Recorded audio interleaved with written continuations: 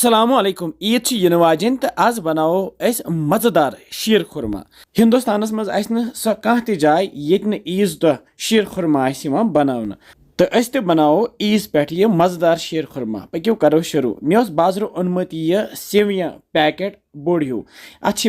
अलग अलग किस्म सेविया पैकेट तो मे ओन यह रोस्टेड सेविया पैकेट यह कोड़ मे सोरे पैकेट ये प्लेटस मज तो अत कोर मे चूर तो अमे पत थ मे गैसस पे तव तो अत मज त्रे मे गेव चमचे ज बड़ ही तो यह सेविया पैकेट त्रा बह ये मज ज्यादा बोस करो नमन सेवियन कह तो यह तलोहन ये गेवस मज तल मे गेस थोमुत लोतुय तो लथि पे तवहन कैंसन सेकंडन अत ब्याख सफेद किस्म सेविया तुम हेकू सह इस्तेमाल कर तो ये मे ये लक्चि तय मज निमुत मिक्सड ड्राई फ्रूट ये मज जन काजू किशमिश बादाम खुपर यम डून गोज परम अल ब्योल तो खरबुज ब्योल यह सोरे ड्राई फ्रूट अत मे नुक नुक थोमुत कर तय मज यह ड्राई फ्रूट त्रो यमन सेवियन सती ड्राई फ्रूट हन थो बचित तिकाज यह लगे पत यह सजावन बापत यमन सेवियन सत तवो यह ड्राई फ्रूट तह करहोन हल्का ब्राउन तो तल गैस लुत तो लथि पे दिमो ये फ्योर फ्योर तो वन यह तैयार तो थो गैस वन बंद यह थो साइडस कुन फिलहाल गैसस पे थो वन बोड़ हिू बान तो ये मज त्रा वन दुध येन बह गौ दुध इस्तेमाल करान तो मे निमुत 1.5 लीटर दुध 1.5 लीटर ज्यादा पहम यह मे 1 लीटर तो बे दून लीटर ब्याख मतलब दून 2 लीटर नु मे दुध तो ये मज त्रा बह आब कहें ये त्रा बह ये खजर कह खजरन मे आँच थम कर कोर मे श्रापित सत निक निक पीस तम त्रे मे अत मज बे त्रो यह खंड कप ये दोबी दोबी तो बे त्रोस कह कोंग पत्र तो बे त्रो ये सब्ज ٲलہٕ पाउडर 1 चमच तो यम सारी चीज त्रित अनो वन ये दुधस ग्रेख तो रोजो ये खलन दिवान दिवान तल गैस फुल तो प्राडो युत काल वन ये दुधस ग्रेख यह तो युथ ये ग्रेख यह तो थो वन गैस ये लोत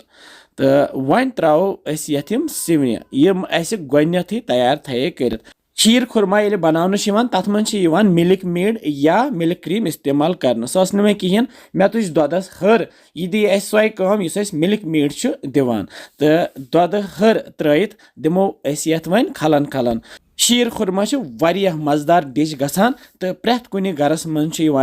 बड़न दोहन खास कर बनावन तो शौक सान खेन अच गैस थोमुत तल लोत तो लथि पे करहोन वन तैयार यूत काल वन मोटे वो यह हेचन मोटन तो बे दिमहोस पाक ज्यादा सह हलवु बनाहोस न कह न गस रोजन ज्यादा तन तो न गस ज्यादा मोटन वन वोल गैस पे बोन तो वुचान क्युथ मजेदार तो खूबसूरत शीर खुरमा बनो तो वन लागो प्लेटन पे फिरन तो ये मे निमित ये मजमस पे 5 प्लेट बड़ ही तो यम खल खल तो ये मज फिरो